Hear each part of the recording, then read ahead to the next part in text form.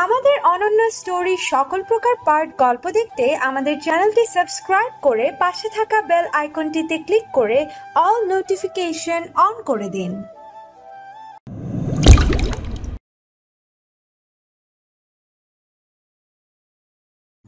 এত দেমাগ তোর?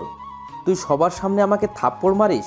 আজকে এই সবার সামনেই তোর সুন্দর দেহটাকে ছিঁড়ে ছিঁড়ে খাবো, দেখি তোর দেমাগ কোথায় যায়। এই কথা বলে রিশাদ সিনার শরীর থেকে অন্যটা টান দিয়ে নিজের হাতে নিয়ে নেয়। সিনা দুই হাত দিয়ে নিজের শরীর ঢেকে নেওয়ার চেষ্টা করে। দেখ, তুই সবার সামনে আমার সাথে এমনটা করতে পারিস না। তাই নাকি? তাহলে চল আড়ালে যাই, চরম সুখ পাবি। ছি শয়তান, তোকে জুতা দিয়ে পিটানো উচিত। আর আপনারা সবাই তাকিয়ে তাকিয়ে দেখছেনটা কি? শয়তানটাকে কেউ কিছু বলছেন না কেন? কেউ কিছু বলবে না, সবাই তো মজা নিতে এসেছে। আর কেউ যদি রিশাদের কাজে বাধাও দিতে আসে তাহলে তাকে জানে মেরে দিব। সবাই রিশাদের কথা শুনে ভয় পেয়ে যায়। কেউ আর সিনাকে সাহায্য করতে এগিয়ে আসে না। আর কি বলবি? আমাকে জুতা দিয়ে পিটাবি? আসো বেবি আসো, জুতা দিয়ে মারতে আসো। রিশাদ সিনার দিকে এগিয়ে আসলে সিনা দৌড়ে পালিয়ে যাওয়া ধরল। তার আগেই রিশাদ সিনার হাত ধরে ফেলে। চাচা, সবাই রাস্তায় ভিড় করে আছে কেন? ইমরান গাড়ির হর্ন বাজায়, কিন্তু কারোর তাতে কর্ণপাত নেই। আরে ভাতিজা, এখানে মনে হচ্ছে শুটিং চলছে।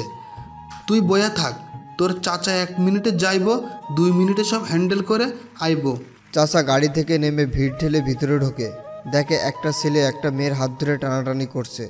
বাহ, সেই রকম শুটিং চলছে, টানাটানি হইতেছে দেখছি। চাচা আশেপাশে তাকিয়ে দেখে না কোনো ক্যামেরাই নাই। ওমা, এটা কিসের শুটিং? কোনো ক্যামেরা নাই?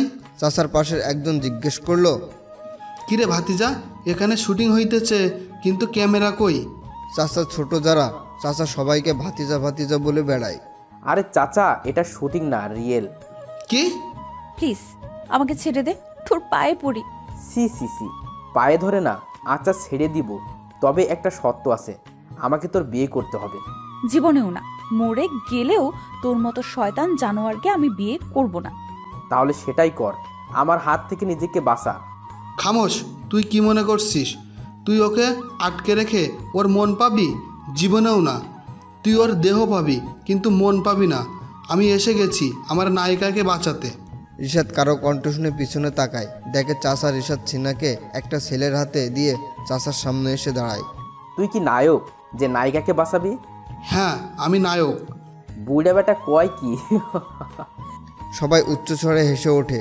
রিশাদ হেসে চাচার গালে কষিয়ে একটা থাপ্পড় মারে। কি বলবি আবার বল। আমি কিছু বলি নাই। চাচা এক দৌড়ে ভিড় ঠেলে পালিয়ে এলো। রিশাদ চাচার দৌড়ানি দেখে হাসতে থাকে। চাচা গালে হাত দিয়ে গাড়ির সামনে এসে দাঁড়ায়। কি হলো চাচা, গালে হাত দিয়ে কি ভাবছো? আর তুমি না সব হ্যান্ডেল করে আইছো? কই, কেউ তো এখনো সরলো না। এখানে কোনো শুটিং হইতেছে না। তাহলে? রিশাদ সিনার কাছে আসে। আরেকবার সুযোগ দিলাম, বিয়ে করবি বল। না, করব না। রিশাদ রেগে সিনার বাহু থেকে জামা ছিঁড়ে ফেলল। প্লিজ কেউ আমাকে বাঁচান এই শয়তানের হাত থেকে। রিশাদ সিনার আরেক বাহুতে হাত দিবে, এমন সময় একজন তার হাত ধরে ফেলে। রিশাদ পিছনে তাকায়। রাস্তাঘাট সব বন্ধ করে এইসব কি নোংরামি শুরু করছিস? বলে ইমরান এক ঘুষি মারে রিশাদের নাক বরাবর। শিরশির করে রক্ত পড়তে থাকে তার নাক থেকে। ইমরান কাউকে সুযোগ দেয় না। রিশাদের সাথে থাকা ছেলেগুলোকেও এলোপাথাড়ি মেরে আদমরা করে ফেলে। এবার রিশাদের পালা। রিশাদ নাকে হাত দিয়ে বসে আছে। ইমরান রিশাদের কাছে গিয়ে বুক বরাবর এক লাথি মারে। চাচা, একটা লাঠি আনো। ধর ভাতিজা, আমি আগে থেকে নিয়ে আসছি, শালাকে মেরে দে, আমাকে থাপ্পড় মারে। ইমরান লাঠি দিয়ে রিশাদের মেরে রক্তাক্ত করে ফেলে। যেখানে সেখানে নোংরামি দেখাবি না, না হলে এভাবে মার খেয়ে পড়ে থাকবি। সিনা হা হয়ে ইমরানের দিকে তাকিয়ে আছে। এত সুদর্শন যুবক তার সামনে। ইমরান সিনার সামনে নিজের টি শার্ট খুলে। সিনা চোখ বড় বড় করে ইমরানের দিকে তাকিয়ে আছে। জামা তো ছিঁড়ে গেছে, এটা পরে বাসায় চলে যাও। চাচা চলো।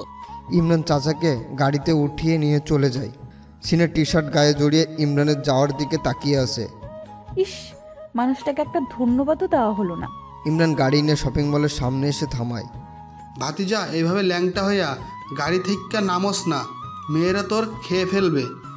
চাচা, আমি ল্যাংটা কোথায়? প্যান্ট গেঞ্জি সবই তো পরা আছে। টি শার্ট তো নেই, তোরে যা লাগে না, মেয়েরা তো ফিটিং হয়ে যাইব। চাচা, তুমি না চাপা একটু কমায় মারো। ইমরান গাড়ি থেকে নেমে সোজা শপিং মলে ঢুকে যায়। ইমরানকে এভাবে গেঞ্জি গায়ে দেখে নানানজন নানান কথা বলছে। ইমরানের ফোনে কল আসে। কই তুই? আমরা ওদের বাড়িতে বসে আছি। একটু ঝামেলা হয়েছে, তাই দেরি হয়েছে। 5 মিনিটের ভিতরে আসছি। তুই তাড়াতাড়ি আয়। সবাই কি ভাবছে বল? তুই মেয়ে দেখ, আমি আসছি। ইমরান একটা টি শার্ট কিনে গায়ে দিয়ে গাড়িতে উঠে রওনা দেয়। ভাতিজা, একটা কথা কইতে তো ভুলাই গেছি। কি কথা? মেয়েটাকে না আমার খুব পছন্দ হয়েছে। ইমরান তীক্ষ্ণ দৃষ্টি নিয়ে চাচার দিকে তাকায়। চাচিরে কি বলবো কথাটা? চাচির ভয় দেখাস কারে? তোর চাচিরে কি মুই ডরাই? না, ডরাও না তো। মাঝে মাঝে চাচির পা ধরে বসে থাকো। দেখ ভাতিজা, একদম আমারে অপমান করে কথা কইবি না।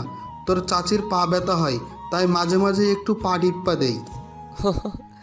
ও আচ্ছা। আরে শোন, মেয়েটাকে আমার জন্য না, তোর জন্য আমার পছন্দ হয়েছে। আমার জন্য হাউ ফানি চাচা। তোর ফানিতে আমি গরম পানি ঢালুম, দিয়া দেখিস। আচ্ছা, ঢালিও। আজকে ইমরানের বড় ভাই আয়ানের জন্য মেয়ে দেখতে যাচ্ছে সবাই। সবাই বলতে ছেলেরা, মুরব্বীরা আগেই মেয়ে পছন্দ করে রেখেছে। এখন আয়ানের পছন্দ হলেই বিয়ে কনফার্ম। ইমরান গাড়ি থামিয়ে চোখে চশমা দিয়ে চাচাকে নিয়ে ভিতরে প্রবেশ করে। আমি এসে গেছি। আয়ান ইমরানকে নিয়ে এগিয়ে আসে। আসাদ সাহেব মেয়ের বাবাকে উদ্দেশ্য করে বলল, আমার ছোট ভাই, যার জন্য এতক্ষণ অপেক্ষা করছি। আসসালামু আলাইকুম আঙ্কেল। সরি এতক্ষণ আপনাদের অপেক্ষা করানোর জন্য। ইটস ওকে ইয়ং ম্যান বস। আসাদ সাহেব কারো উদ্দেশ্য হাঁক ছাড়লেন। আয়রার মা, আয়রাকে নিয়ে এসো। আয়নের বরাবর আয়রাকে বসিয়ে দেওয়া হয়েছে। দুজনেই চুপি চুপি দুজনকে দেখছে। আয়নের পাশে ইমরানকে দেখে একজন রীতিমতো শক খায়। সে আর কেউ নয়, সিনহা। ইমরানও একবার সিনহার দিকে তাকায়। ইনি এখানে কি করছে? কিরে ভাইয়া, ভালো করে মাথা উঁচু করে দেখে আমার ভাবিটাকে পছন্দ কর। এভাবে চুপি চুপি দেখার কি আছে? ইমরানের কথা শুনে আয়ান লজ্জা পায়। বাকি সবাই হেসে দেয়। এমন সময় ইমরানের ফোনে কল আসে। 1 মিনিট, আমি আসছি। বলে ইমরান বাইরে চলে যায়। ফিরে এসে আয়ানকে বলে, ভাইয়া, আমার একটা জরুরি কাজ আছে, তুমি থাকো, আমি যাই। কিন্তু হঠাৎ ইমরান আয়ানের কানে ফিসফিস করে বলে, ভাবি আমার খুব পছন্দ হয়েছে, বাকিটা তোর হাতে। আয়ান ইমরানের কথা শুনে হেসে দেয়, সাথে খুশিও হয়, কারণ তারও যে আয়ানকে খুব পছন্দ হয়েছে। ইমরান আসাদ সাহেবকে উদ্দেশ্য করে বলে, আঙ্কেল, খুব শীঘ্রই আবার দেখা হবে, বাই। ইমরান সানগ্লাস চোখে দিয়ে বের হয়ে যায়। এই যে শুনুন। কারো কণ্ঠ শুনে ইমরান থেমে যায়। পিছনে তাকিয়ে দেখে সিনা। কি কিছু বলবে? বললে তাড়াতাড়ি বলো, আমার কাজ আছে। তখন আমাকে বাঁচানোর জন্য ধন্যবাদ। আর কিছু? সিনা হাতের আঙ্গুলগুলো ওড়না পেঁচাতে পেঁচাতে ভাবে, অনেক কিছুই তো বলতে চাই, কিন্তু মুখ দিয়ে কোনো কথা বের হচ্ছে না। কি হলো, এভাবে দাঁড়িয়ে আছো কেন? কিছু বলবে? আর আপনি আমার সাথে এভাবে কথা বলতে পারেন না। মানে আমি কিভাবে কথা বলছি? আমাকে ধমক দিতে পারেন না। শোনো, আমি এরকমই। আর যাও এখন, আমার কাজ আছে। ইমরান আর কিছু না বলে চলে যায়। কিরে ভাই, তোর এত ভাব কেন? একটা মেয়ে তোর সাথে কথা বলতে এসেছে, কোথায় তাকে নিয়ে একটু বসে আড্ডা দিবি তা না, ভাব নেয়। অবশ্য ভাব তো নিবেই, চেহারা তো একখানা মাশাআল্লাহ, যে কোনো মেয়েকে ফিদা করার জন্য যথেষ্ট। আচ্ছা, আমি কি ওনাকে দেখে ফিদা হয়ে গেছি? হায় আল্লাহ। চাচা এতক্ষণে জোরসে খাচ্ছিল, এবার তিনি মুখ খুললেন। তা ভাতিজি, তুমি কি নাচতে পারো? চাচার কথা শুনে উপস্থিতি সবাই বিষম খায়। আয়ান চাচার কোমরে একটা চিমটি কাটে। ভাতিজা, চিমটি কাটস কেন? জামাইয়ের মতো চুপ করে বয়া থাক। লজ্জা শরমের তো মাথা খাইয়া ড্যাব ড্যাব করে ভাতিজির দিকে তাগাইয়াছিলা, সব মুই খেয়াল করছি। শুধু আমি চাচা দেখা কাউরে কিছু কই নাই। চাচার কথা শুনে আয়ান চুপ মেরে বসে। এখন সে কি বলবে? চাচা তার মান ইজ্জত সব খেয়ে ছাড়বে। তা ভাতিজি, তুমি কি রান্না করতে পারো? জি পারি। আলহামদুলিল্লাহ, বিয়া ফাইনাল। সিনা বলে উঠল। এদের দুজনকে একটু আলাদা কথা বলতে দেওয়া হোক। চাচা সিনার কথা শুনে গর্জন দিয়ে উঠলেন। কিসের আবার আলাদা কথা? এদেরকে এখন আলাদা কথা বলতে দিলে এরা নিজেরাই বিয়া না কইরা আলাদা হইয়া যাইব। এই চাচা বিয়া ফাইনাল করছে, বিয়া ফাইনাল। আপনাকেও কি পোলা পছন্দ হয় নাই? না, ছেলে আমাদের আলহামদুলিল্লাহ পছন্দ হয়েছে। তাহলে তো হইয়েই গেল। চাচা জোর করে আয়ানকে বাইরে পাঠিয়ে দেয়। ভাতিজি, নাম্বারটা যদি দিতেন, পোলা দিতাম। কিরে ভাই, আমাদের কি জন্য আনলি? তোর চাচা তো আমাদের কথা বলার সুযোগই দিল না। চাচা তো এমনি রাগ করিস না। চাচা এসে আয়নকে একটা কাগজ ধরিয়ে দেয়। এখানে ভাতিজি নাম্বার আছে, প্রেম করার সুযোগ দিলাম। আয়ান চাচার কথা শুনে সেই রকম খুশি হয়, সাথে চাচার টাক্কু মাথায় বড় করে একটা চুমু খায়। কিরে, ওদেরকে ধরে এনেছিস? জি ভাই, রুমেই আছে, চলেন। ইমরান রুমে ঢুকে দেখে দুইটা ছেলে চেয়ারে বাঁধা অবস্থায় পড়ে আছে। এই হ্যাংলা ছেলে দুইটাই ওই মেয়েকে ধর্ষণ করেছে। জি ভাই। কিরে ছোট ভাই, এই ভার্সিটির ছাত্র নেতা ইমরানকে চিনস না তোরা? তার ভার্সিটির মেয়েকে তোরা ধর্ষণ করলি, তোদের বুক কাঁপলো না? আমাদের মাফ করে দিন ভাই, ভুল হয়ে গেছে। ইমরান ক্ষমা করতে জানে না, এই ভুলের ক্ষমা তো প্রশ্নই আসে না। ওই একটা গরম রড দে। ইমরান গরম রড দিয়ে দুইটা ছেলেকে ইচ্ছামতো পিটায়, দুইটাকেই মেরে ফেলে। সিনা আয়রার রুমে এসে বসে আছে। আয়রা বারান্দায় দাঁড়িয়ে কথা বলছে। সিনা আয়রার কাছে এসে দাঁড়ায়। আপু, আয়ন ভাইয়ের থেকে ইমরানের নাম্বারটা নিয়ে আমাকে দে তো। আয়রা ভুরুকুসকে সিনার দিকে তাকায়। ইমরানের নাম্বার দিয়ে তুই কি করবি? দরকার আছে, প্লিজ বল না। কি দরকার শুনি ওর নাম্বার দিয়ে? পরে বলি, আগে নাম্বারটা নিয়ে দে। কিভাবে বলবো আয়ান কি না কি মনে করে? কিছু মনে করবে না, মনে করবে তুই তোর দেবরের সাথে কথা বলতে চাস, তাই নাম্বারটা নিলি। আচ্ছা বলছি। আয়রার থেকে ইমরানের নাম্বারটা নিয়ে সিনা নিজের ঘরে চলে আসে। ইমরানকে ফোন দিবে কি দিবে না, সিনাও দ্বিধায় পড়ে যায়। দ্বিধা কেটে একসময় ইমরানের নাম্বারে কল দিয়েই সাথে সাথে কেটে দেয়। সিনার বুকে ধুক ধুক করে ওঠে, যেন তাকে কোনো পাগলা কুকুরে দৌড়ানি দিয়েছে। হঠাৎ সিনার ফোন বেজে ওঠে, স্ক্রিনে ইমরানের নাম্বার। সিনা ইমরানের নাম্বার দেখে লাফিয়ে ওঠে, ফোন রিসিভ করে। হ্যালো, কে? সিনা চুপ। কথা বলছেন না কেন? হু আর ইউ? সিনা চুপ। What the hell? কথা না বললে কল দিয়েছেন কেন? যত সব। আমি ফোনের অপর পাশ থেকে খুব মিষ্টি একটা কণ্ঠে ভেসে আসে ইমরানের কানে, কিন্তু ইমরান মিষ্টি কণ্ঠ শুনে ভোলার মতো ছেলে না। আমি কে? আর কল দিয়ে চুপ করে থাকেন কেন? আমি সিনহা, আয়রা আপুর বোন, যাকে আজকে দেখতে এসেছেন। তো তোমার পরিচয় দেওয়ার জন্য কি আমাকে ফোন দেওয়া হয়েছে? সেটা না, তাহলে কোনটা? আপনার মাথা। হোয়াট? এই মেয়ে, তোমার সমস্যা কি? আমার কোনো সমস্যা নেই। তাহলে ফোন রাখো। আপনি এমন কেন? কেমন আমি? কথায় কোনো মিষ্টি নাই, শুধু ধমকের উপর কথা বলেন। একটু মিষ্টি করে কথা বলে কি হয়? আমি এরকমই। আর কিছু বলবে? আপনারা তো তারা কিসের, গার্লফ্রেন্ডের সাথে ফুটবল খেলবেন নাকি? হোয়াট? কিছু না। সিনা চিৎকার শুনে ফোন কেটে দেয়। এই লোকটা এমন কেন? একটা মেয়ে তার সাথে কথা বলতে চায়, আর তিনি পাত্তাই দিচ্ছেন না, সবসময় একটা ভাব নিয়ে থাকে। ঢং। তাতে আমার কি? দুই পরিবারের মুরব্বীদের সম্মতিতে আগামী রবিবার আয়ান আয়রার বিয়ে ঠিক করা হয়। কয়েকটা বড় ভাইয়ের সামনে সিনা দাঁড়িয়ে আছে। সিনা ভয়ে মাথা নিচু করে আছে। আজ ভার্সিটিতে সিনার প্রথম দিন। ভার্সিটিতে আসতে না আসতে এই 3-4টা বড় ভাইয়ের সামনে তাকে পড়তে হলো। এই বড় ভাইরা তাকে কি র্যাগিং দেয় আল্লাহই জানে। নাম কি তোমার? সিনহা। সিনিয়র ভাইদেরকে সালাম দিতে হয় সেটা জানো না? আসসালামু আলাইকুম। ওয়ালাইকুম আসসালাম।